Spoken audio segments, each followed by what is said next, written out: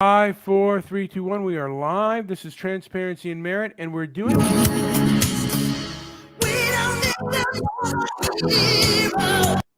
What's that? This is Transparency and Merit. Yes, it Are you is. kidding me? I am not kidding you. It is Mad Max transparent. and Blade Runner. Yeah, go ahead. Yes.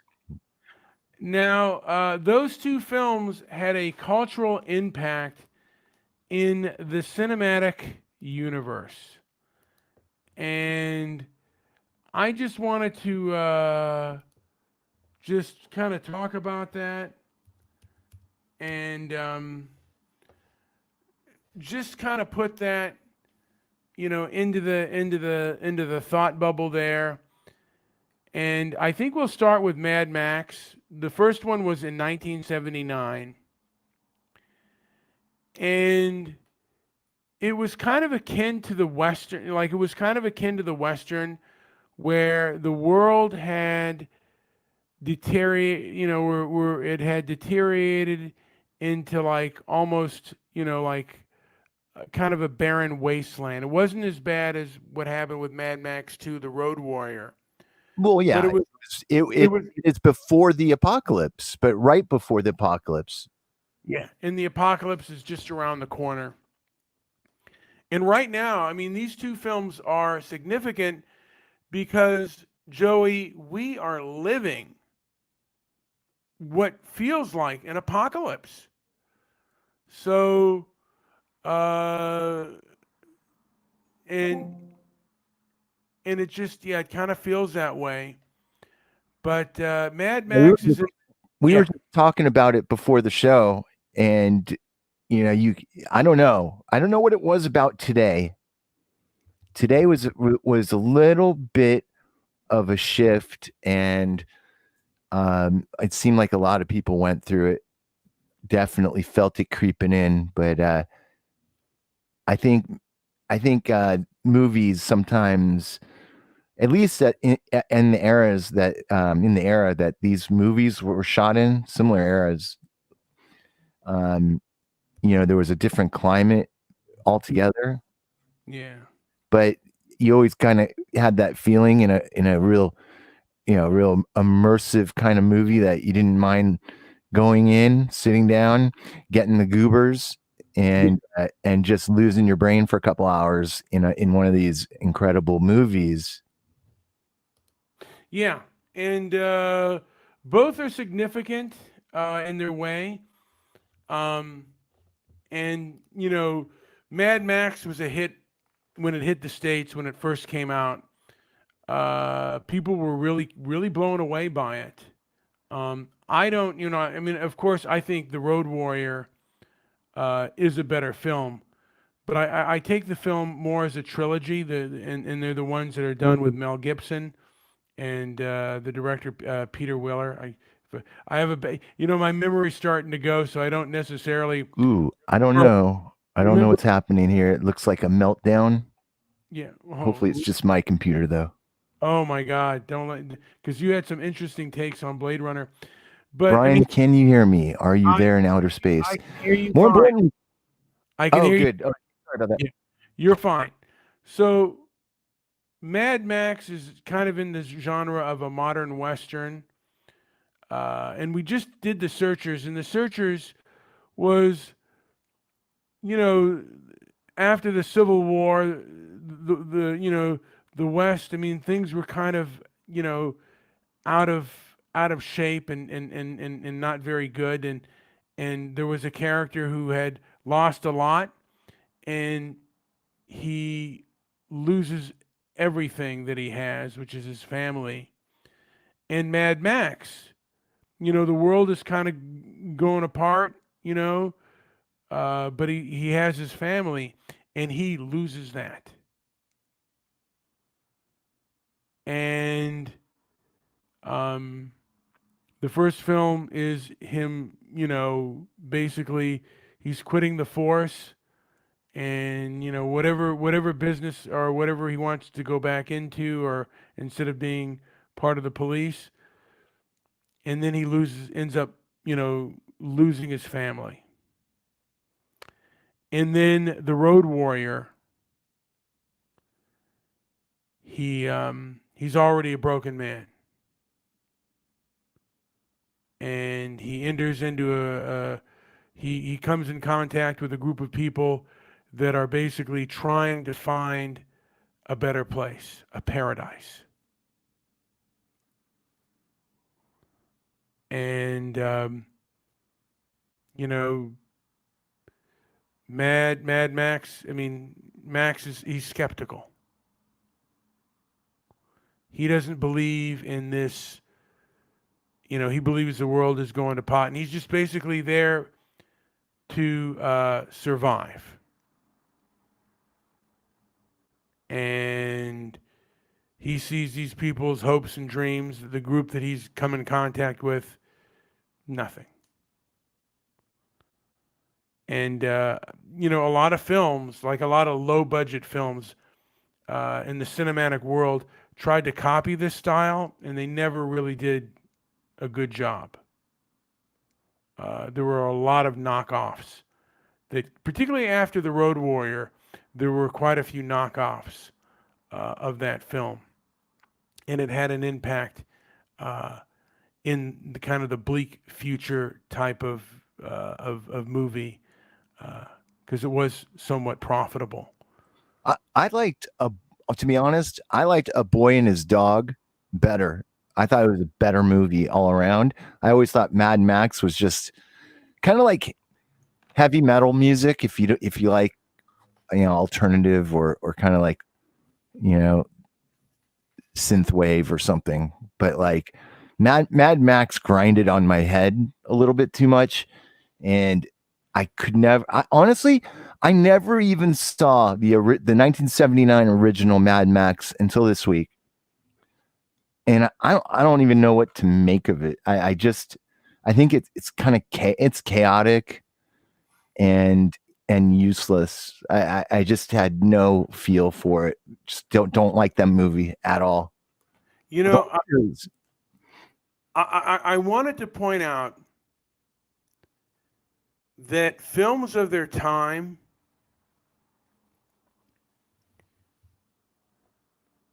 basically you could tell this film was made in the late 1970s, 80s, when the heavy metal punk scene was rather popular, and kind of the punk scene was rather popular.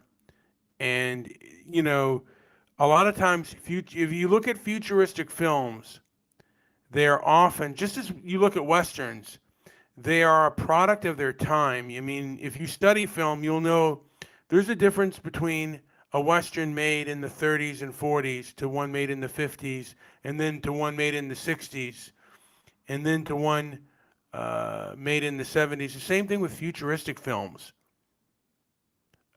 This is definitely a film that is a product of the late 1970s and 80s. Interesting you say product. It was also one of the first movies to do heavy well, not the first, because Star Wars came before it, of course, but one movie that came along with a lot of marketing.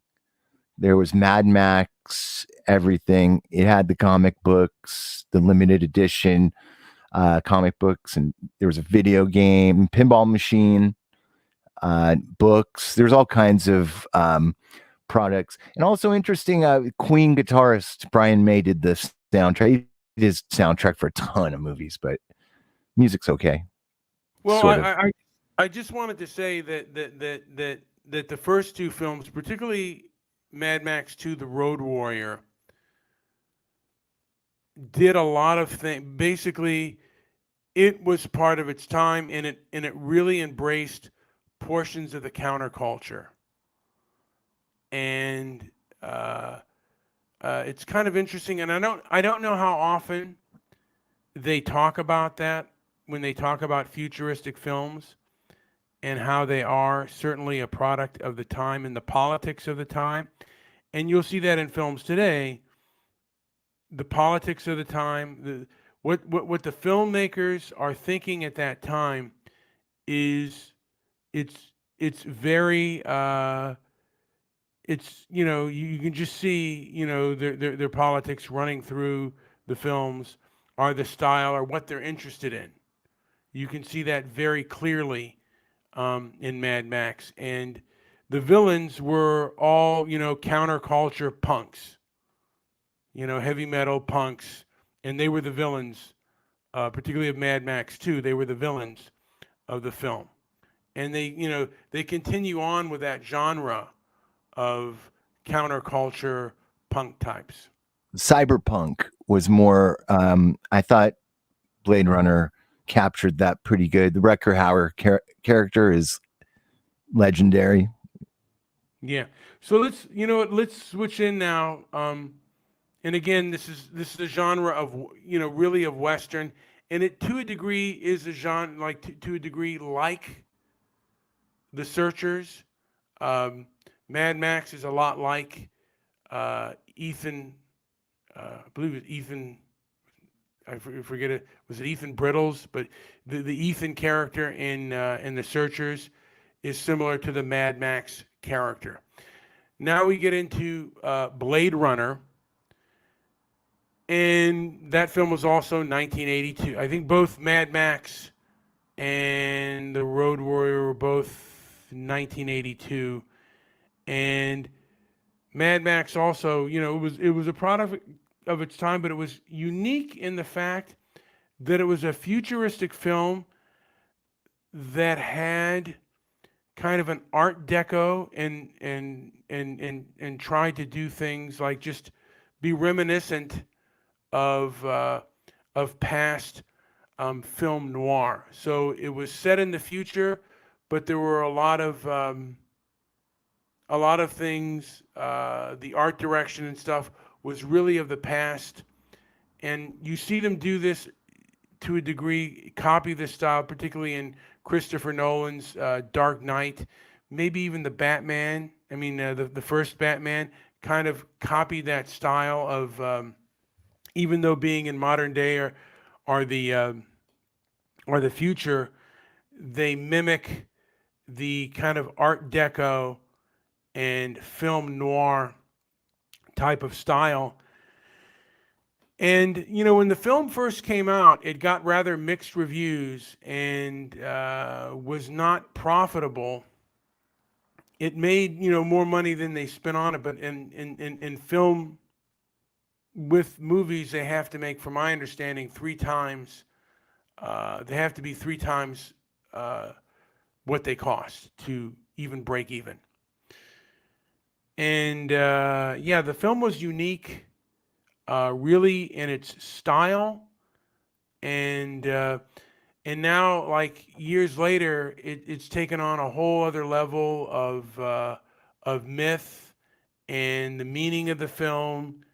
And this is one film that you could look again and like get different aspects of the film, and just little hints and stuff, because it tells a lot of stories through like hidden meanings and things like that. And it's a film that I've looked at more, several times, and much more than the Mad Max series, just because I find like so many people have talked about the hidden gems and the stuff of the film. Joey, do you have anything to add on to that? Because you just recently looked at the film again, and I want to get your take on it.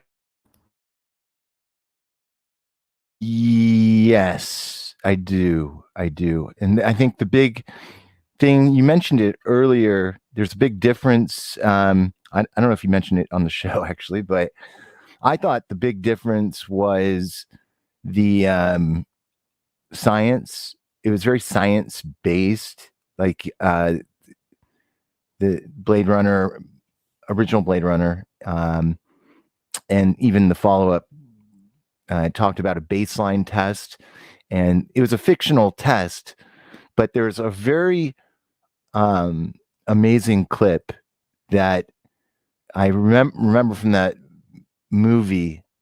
I'm gonna try to play it as we go along here, and it's just such a great theme for the movie. Let's see if I think it's going to play right in a second here. But we'll see if it works. My computer's slowing me down here. Damn you. But the movie gets into a lot of different themes. I think at the time there was like paranoia. There was just these insane futuristic, which are now very realistic sort of landscapes for the city of LA. It looks more like New York, to be honest, in a way. But it's got these big signs, big advertisements, like just product placement galore. And so there's all these side themes. And I thought personally, the one that caught me was, and I think I'm going to get that thing to work. Here we go. Or is it? It's a test designed to provoke an emotional response. All right. That was very poorly played by me, but that clip was in a song. I don't know if anybody remembers what song. I'd give brownie points to anybody who knows what song had that clip in it, with a few other choice clips from the movie. But it's a test designed to provoke an emotional response was such a cold-hearted deal. It just everybody kind of felt it. It felt like change. And the science in the film is very consistent with actual science. There's a whole discussion where the man who runs this big biotech company, the largest in the world, he gets approached by the evil Rutger Hauer character, and he is basically forced to explain how this works, because this guy only has 4 years to live. He's a certain I don't know, certain version of these androids, and he only has 4 years to live. So he wants to extend his life, and the only way to do it is, he thinks, by changing the science, which all goes into this discussion about origin. And they talk about the concept of taking the fertilized egg, or which would be the zygote, and it basically copies itself. That's what a replicant is. It just makes a copy of itself. And of course, most people, including me, I had no idea. Like, whoa! But that's actual science, just without the replication part. There's this. Nobody, I think, is 100% sure exactly how that fertilized egg, the zygote, how it actually divides from a single-celled thing into the trillion-celled beings that we all are. So that whole origin theme is, Tyrell CEO. It's the corporation. Tyrell Corporation was the corporation. Yeah. So I think you're right, though. It gave a lot of, I can't imagine how many movies were spun off of just these ideas. Prometheus is definitely one. So yeah, it had just an amazing, I think that was David Peoples was the co-writer for the film. The origin of man, and Blade Runner is a film where, like, I remember there was a guy who was a kind of a film buff like me, and he was actually in the industry, and we would talk and discuss movies. I mean, we would talk and discuss films, and we talked about Blade Runner, and there were like, just like the fact that the Harrison Ford character could be a replicant. Now, when did you first hear, or when did you first think that he could also be not a real human but a replicant? When did you first think that? Did you think that when you first saw it? Because I didn't. 20 years later Mhm. is when someone first told that to me, and I'm like, really? Or maybe even like 25 years later, someone said, yeah, the Harrison Ford character also may be a replicant, and stuff. When did you first kind of think that? I didn't, but when you think about now and where we're at and the whole concept of that we're in some sort of controlled reality. I don't know. There's people out there who talk about this a lot, like Willie, and thinks that we're some part of some sort of computer mainframe or something. And so I think that may have been one of the philosophies or cultural analyses that came out of this film. And I don't remember thinking it at the time, but I do remember hearing that years ago and it making sense. I was like, oh, that, yeah, you could see it the whole time, the uneasiness he has the entire film. And this is Harrison Ford's Blade Runner character, and when you have that thought in your mind, you're like, okay, I can see, okay, I get that. The entire film, he's kind of got that pouty kind of, what's going to happen to me, or how long do I have? Yeah, and that's and the what's the guy who the other guy now I can't, Edward James Olmos. His character always putting like the little unicorn and you know, uh, how long does life have and I mean just God, I'm thinking of like The Matrix comes to mind when thinking of the Blade Runner. Like, what is reality? And basically, what is the future? And what does the future really hold? I thought, at the time I saw it, I thought we may be kind of close to this kind of future. And then I thought, well, this is also something kind of made up in someone's mind. And the future is never the way. Now, Yeah, go ahead. do you know science fiction movies were not welcome back in the day? They were a lot of people fought against them. A lot of movie traditionalists, a lot of fans. They didn't they didn't want to see a lot of science fiction, and that's why it took so long for them to even get a slot. I don't even think by the time this movie won the Academy Awards over, I went nuts. I think it got, well, no, it got 2 Academy Awards and it didn't win a ton of awards, but it won Best Art Direction, Best Visual Effects. It was definitely one of the best films of that year, 1982. It did win that Saturn Award, but the Saturn Award and I think the Academy would recognize the Saturn Awards, but that didn't start until 1972, I think. So, I think this was a time when there was a true like battle amongst these sci-fi writers and directors to come up with the best concepts. And for me, it's because of that origin story. It definitely is, I think, one of the better sci-fi, most watchable, visually amazing films.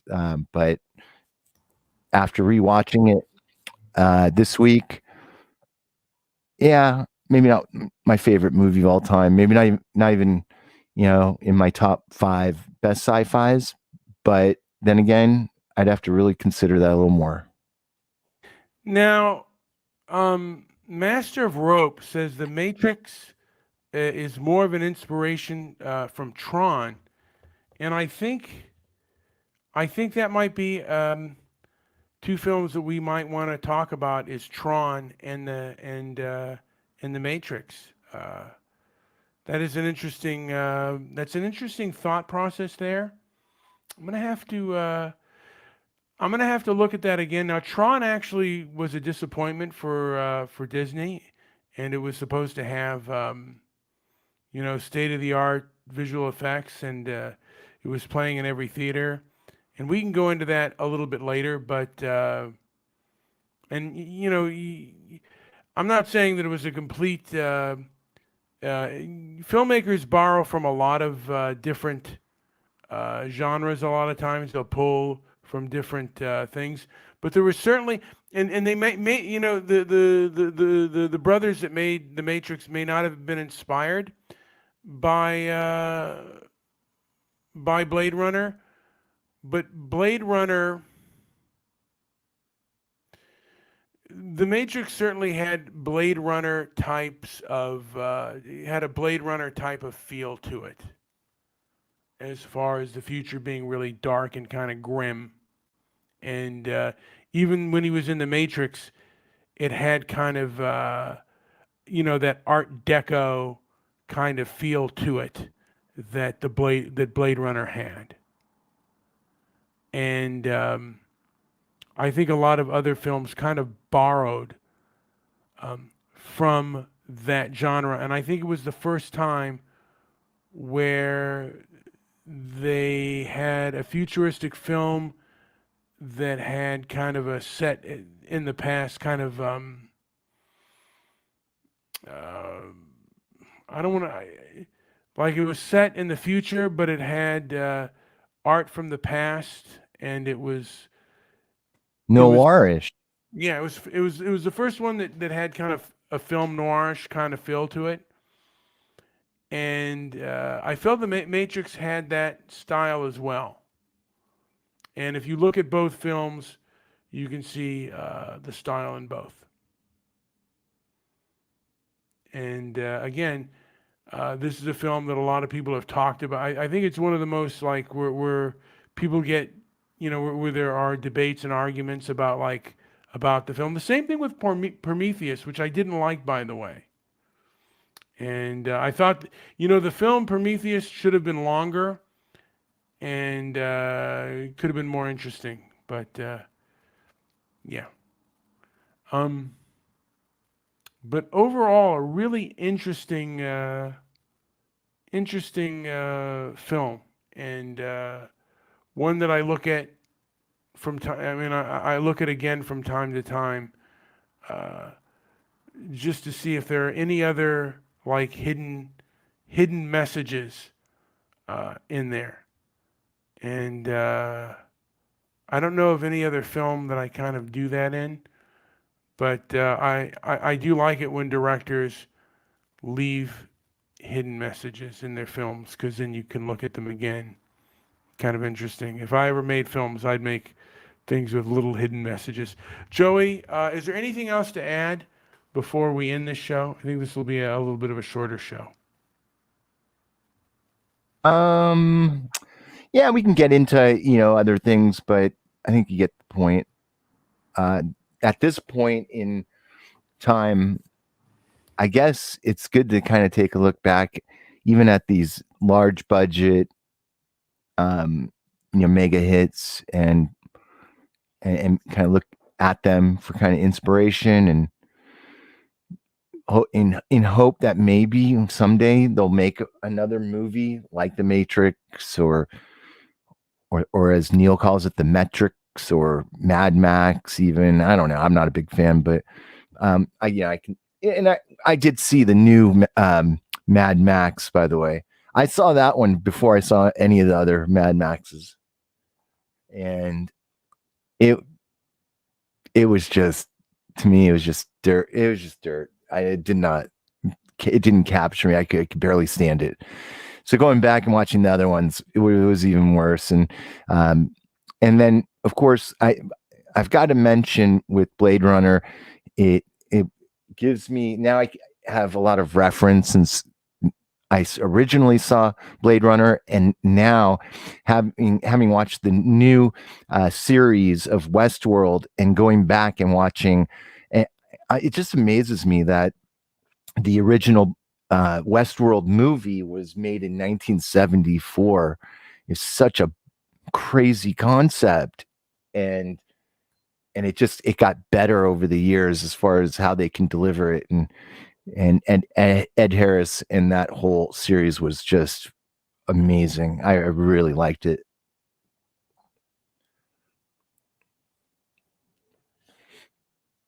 Had to get my Westworld in there, but I think other than that, I don't know. Do you have anything else, Brian?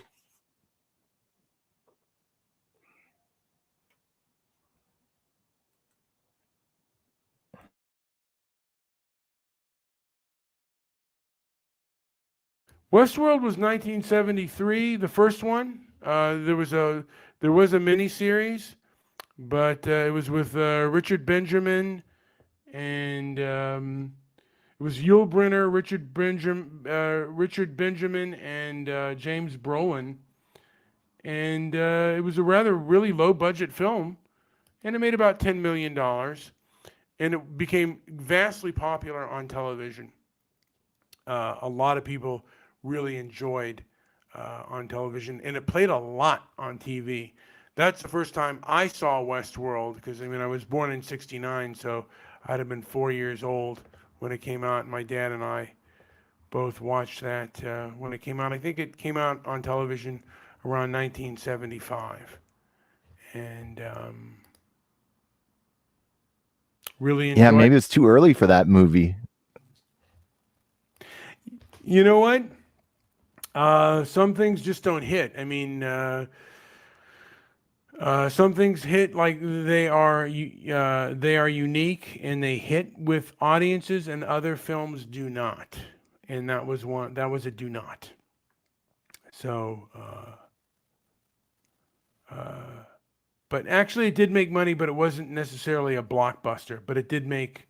It only cost 1.2 million to make, and it made its money back, and then it became even more popular on television. And then they made the Stepford Wives, and then they made Future World. So they did other spin-offs with that, and that was really good. And again, these two films were unique, and I think they show a vision of the future, that they were products of their time.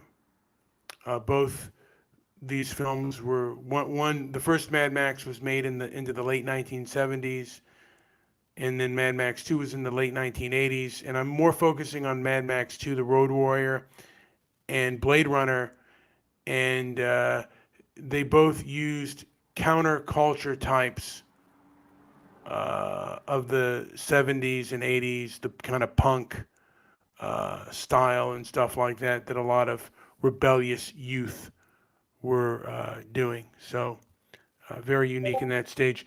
Joey, anything else to add before I end this puppy? Let's end it. All right, guys. Hey, like, subscribe, share this video, visit our website at Transparency and Merit, and thank you so much for listening.